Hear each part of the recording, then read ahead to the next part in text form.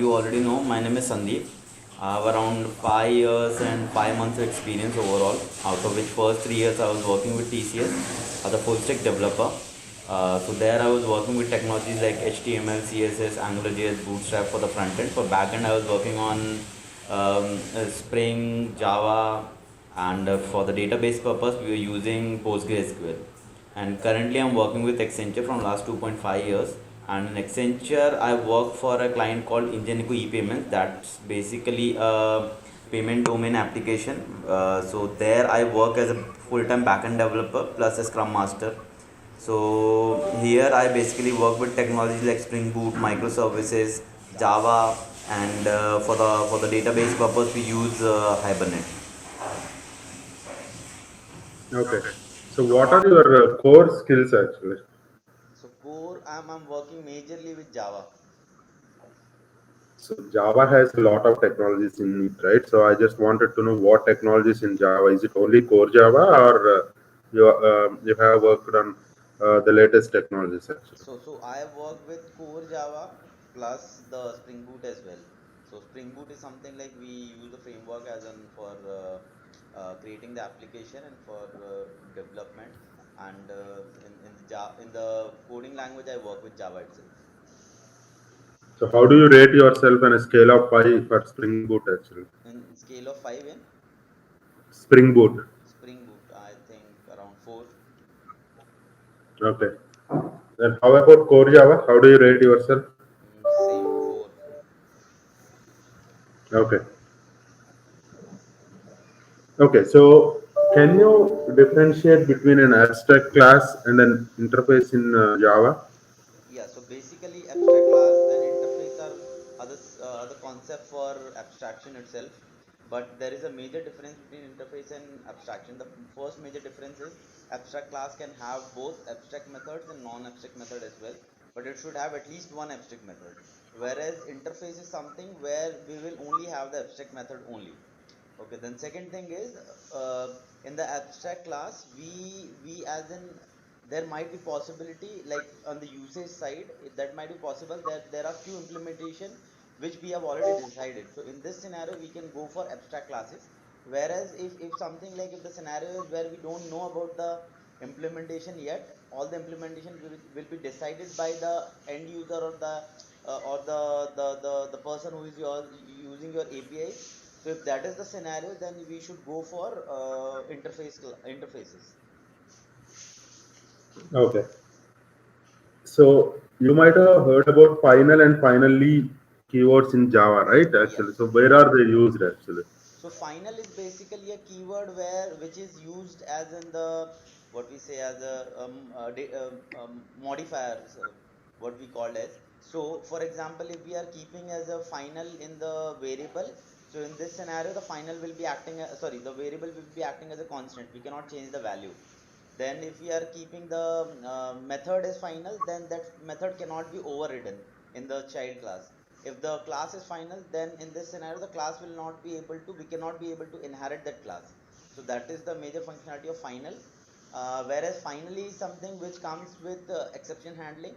So with try catch, there is third block that is called finally block. So if so finally block is going to execute every time. So if we have any requirement like we have created some resources and we are not sure if there is an exception happening, then if it is working fine or if it is like exception is happening, in both the scenarios we need to close that resource. So for that scenario we need finally, so finally block will be executed every time whenever that try catch block is getting executed.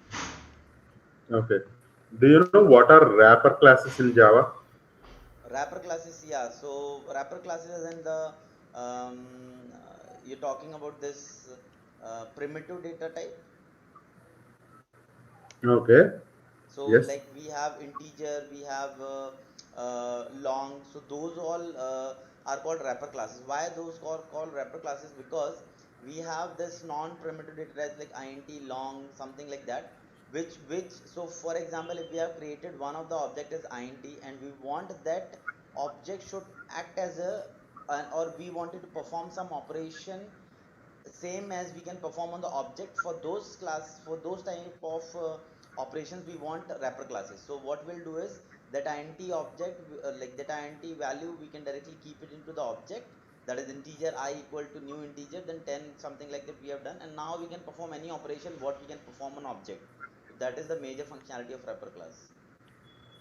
Okay.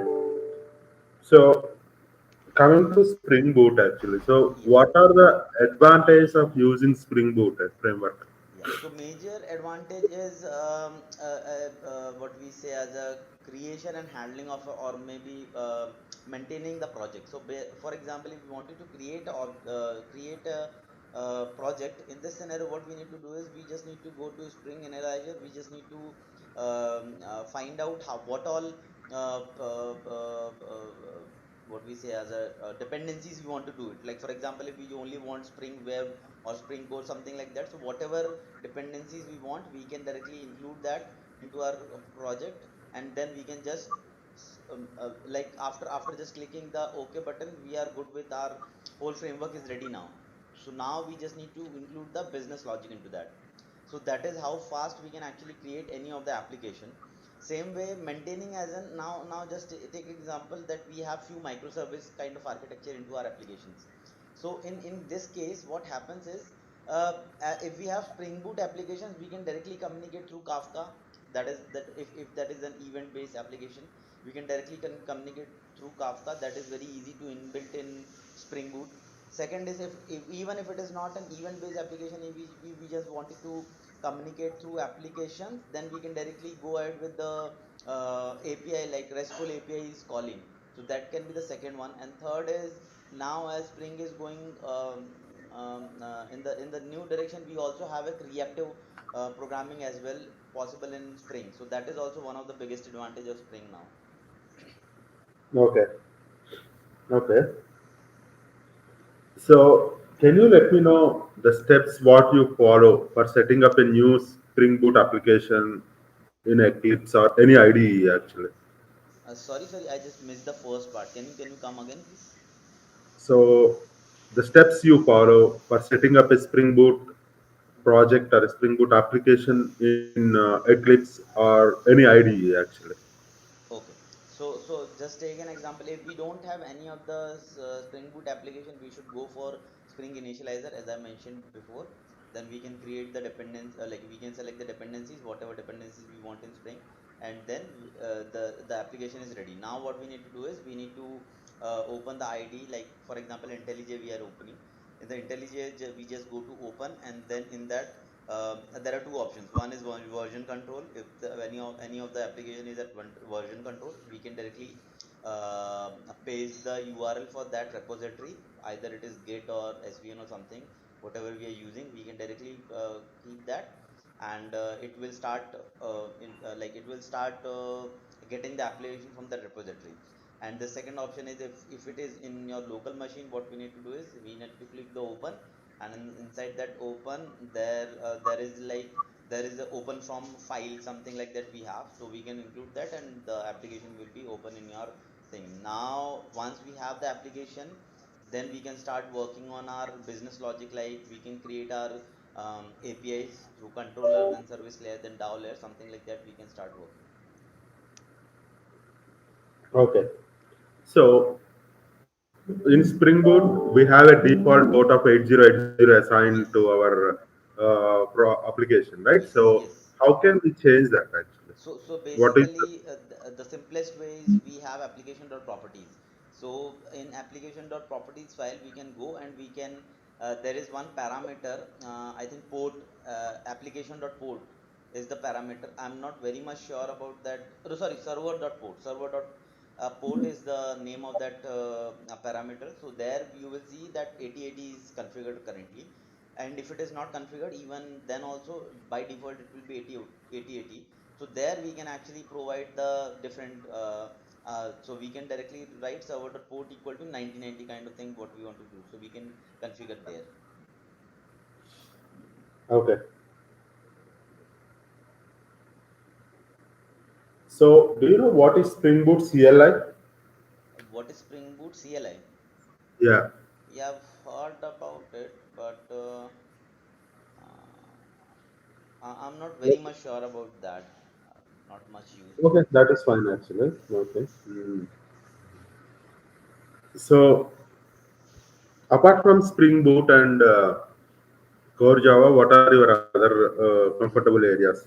So basically in current application we also use, like we have started using reactive programming. Then we also work on Java 8 currently. Then other than that we also started working on Kafka for few of our applications. Then Mm-hmm. for the database purpose we use Oracle. That is also one of the application, that is also one of the thing which we are working on there. So, any what are the do you have knowledge of any of the front end UI technologies like UI Angular? technologies in current application we don't have, that is purely a backend application, API based. But yeah, in TCS I was working with UI, so there I was working with Angularjs. Okay, so which version? So I think Angularjs 1.6 I think I was working on. So it was Angular 1 only earlier. So, what is the core difference you identified between AngularJS and JavaScript? Actually? Uh, Sorry, can you come again? What are the advantages of using AngularJS over JavaScript? Actually? Okay, I think the major advantage is we have inbuilt things for everything. Like for example, if we wanted to capture any of the like just take an example, there is a text box and we wanted to capture the whatever entry the user is going to put into that text box. If we want to capture it into our JS, then in case of JavaScript we need to write 4 or 5 lines of code just to get that value. Whereas in AngularJS we have inbuilt function, that is dot like we have model and then we have view. All these things are there which can easily be that can easily be used with HTML code just to get whatever we wanted. So those inbuilt things, those inbuilt controllers and services we used to have into the AngularJS, which makes the like it will help the developer to work more on business logic rather than working on some technical things more. So that is the reason AngularJS was better as compared to JavaScript. Okay. So, what is scope in AngularJS? So scope is, I think what I remember is, so dollar scope, I think there were two. One is dollar scope and one is root scope. What I remember. So dollar scope is some root scope, dollar parent root scope some.